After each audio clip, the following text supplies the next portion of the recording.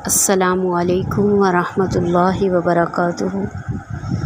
اللہم انا نسألک علما نافعا وعملا متقبلا ورزقا طیبا۔ اللہم انفعنا بما علمتنا وعلمنا بما ينفعنا وزدنا علما۔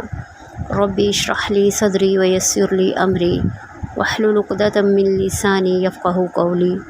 اعوذ باللہ من الشیطان الرجیم، بسم اللہ الرحمن الرحیم۔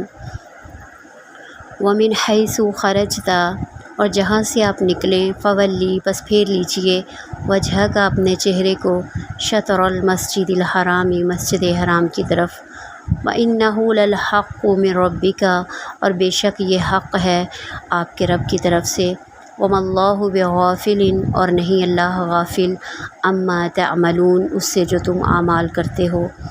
وَمِنْ حَيْثُ خَرَجْتَ فَوَلِّ، اور جہاں کہیں سے آپ نکلیں پس پھیر لیجئے، وجہ کا اپنے چہرے کو، شطر المسجد الحرام، مسجد حرام کی طرف، وَحَيْثُ مَا كُنْتُمْ فَوَلُّوا وُجُوهَكُمْ، اور جہاں کہیں سے تم نکلو پس پھیر لو اپنے چہروں کو، شطرہ، اسی کی جانب، لِأَلَّا يَكُونَ لِلنَّاسِ عَلَيْكُمْ حُجَّةٌ، تاکہ نہ ہو لوگوں کے لیے تم پر کوئی حجت، إِلَّا الَّذِينَ ظَلَمُوا مِنْهُمْ، مگر وہ جو ظالم ہیں ان میں سے، فَلَا تَخْشَوْهُمْ، پس نہ تم ان سے ڈرو، وَاخْشَوْنِی، اور مجھ ہی سے ڈرو، وَلْيُتِمَّ نِعْمَتِی عَلَيْکُمْ، تاکہ میں پورا کروں اپنی نعمت تم پر، وَلَعَلَّکُمْ تَہْتَدُونَ، اور تاکہ تم ہدایت پا سکو۔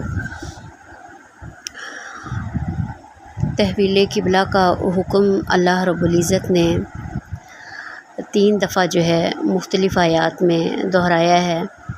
مسلمانوں کا قبلہ کعبہ بن جانے کے بعد مدینہ منورہ میں ایک فتنہ برپا ہو گیا تھا۔ اہل کتاب، منافقین اور مشرکین نے طرح طرح کی باتیں بنانا شروع کر دی، شکوک و شبہات پیدا کرنے شروع کر دیے۔ ایسی فضا کو ختم کرنے اور مسلمانوں کے دل و دماغ میں یہ بات بٹھانے کے لیے کہ کعبہ اب مسلمانوں کا قبلہ ہی رہے گا، یہ بات مسلمانوں کے ذہن نشین کرا دی جائے، اس لیے اللہ رب العزت نے اس حکم کو بیان کرنے کے لیے تکرار کا اسلوب اختیار فرمایا۔ اہل علم نے یہ بھی لکھا ہے کہ بات کی اہمیت اتنی زیادہ تھی کہ اس کو 3 دفعہ بیان کر کے اس کی اہمیت جو ہے وہ بتانا تھی، اور یہ اس لیے بھی تاکہ اہل کتاب اور مشرکین کے پاس نبی کریم صلی اللہ علیہ وآلہ وسلم کے خلاف باتیں بنانے کا بہانہ باقی نہ رہے، کیونکہ اہل کتاب اپنی کتابوں کے ذریعے جانتے تھے کہ خاتم النبیین کا قبلہ، جو آخری نبی ہوں گے، ان کا قبلہ کعبہ ہوگا۔ اگر بیت المقدس ہی قبلہ رہ جاتا تو پھر وہ حجت قائم کرتے اور اعتراضات کرتے، لِأَلَّا يَكُونَ لِلنَّاسِ عَلَيْكُمْ حُجَّةٌ، تاکہ نہ رہے لوگوں کے لیے تم پر کوئی دلیل۔ ساتھ ہی اللہ رب العزت نے فرمایا، إِلَّا الَّذِينَ ظَلَمُوا مِنْهُمْ، ظالم تو اعتراضات کرتے رہیں گے قرآن و حدیث پر، وہ اپنی حرکتوں سے باز آنے والے نہیں ہیں۔ میں تمہیں ایسے لوگوں کی تو اس ایسے حالات میں جو ہے ایسے لوگوں کی ہرگز پرواہ نہ کریں، بلکہ ایسے لوگوں کا علاج یہ ہے، فَلَا تَخْشَوْهُمْ وَاخْشَوْنِی، ان سے نہ ڈرو، صرف مجھ ہی سے ڈرو، میرے حکم کی مخالفت نہ کرو، تم ان سے ڈر کر ان احکامات کو ترک کر دو جو میری جانب سے تم پر نازل ہوئے ہیں۔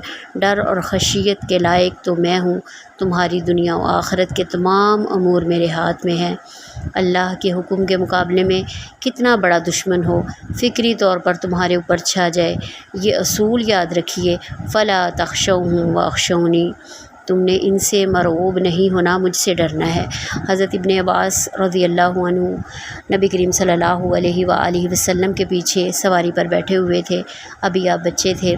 آپ صلی اللہ علیہ وآلہ وسلم نے حضرت ابن عباس رضی اللہ عنہ کو نصیحتیں فرمائیں، ان میں سے ایک نصیحت یہ بھی تھی کہ یا غلام، اے بچے، اگر پوری دنیا اکٹھی ہو جائے تمہیں کوئی فائدہ دینے کے لیے تو تم ایمان رکھنا کہ کوئی بھی تمہیں فائدہ نہیں پہنچا سکتا سوائے اس کے جو اللہ رب العزت نے تمہارے لیے لکھ دیا ہے۔ اسی طرح اگر ساری دنیا نقصان پہنچانے پر اکٹھی ہو جائے، ایمان یہ رکھنا ہے کہ وہ تمہیں کچھ بھی نقصان نہیں پہنچا سکتے سوائے اس کے جو اللہ رب العزت نے تیرے لیے لکھ دیا ہے۔ یہ عقیدہ ہو تاکہ جب اللہ تعالیٰ کا حکم آ جائے، جب اللہ کے حکم کا پتہ چلے، معلوم ہو، اس پر ڈٹ جاؤ۔ خاندان، معاشرہ، دنیا کے رسم و رواج، اپنی خواہشات سب تمہاری مخالف ہو جائے، اللہ کے حکم پر ان سے نہ ڈرو، صرف اللہ سے ڈر رکھنا ہے۔ آگے اللہ رب العزت فرما رہے ہیں وَلِيُتِمَّ نِعْمَتِي عَلَيْكُمْ وَلَعَلَّكُمْ تَهْتَدُونَ، اور اس لیے کہ میں تم پر اپنی نعمت پوری کر دوں تاکہ تم ہدایت کا راستہ پالو۔ اگر تم نے اپنا رویہ درست رکھا، اللہ کے حکموں کی اطاعت کی، تو نتیجہ کیا ہوگا کہ مزید انعامات کی بارش اللہ تعالیٰ فرما دیں گے۔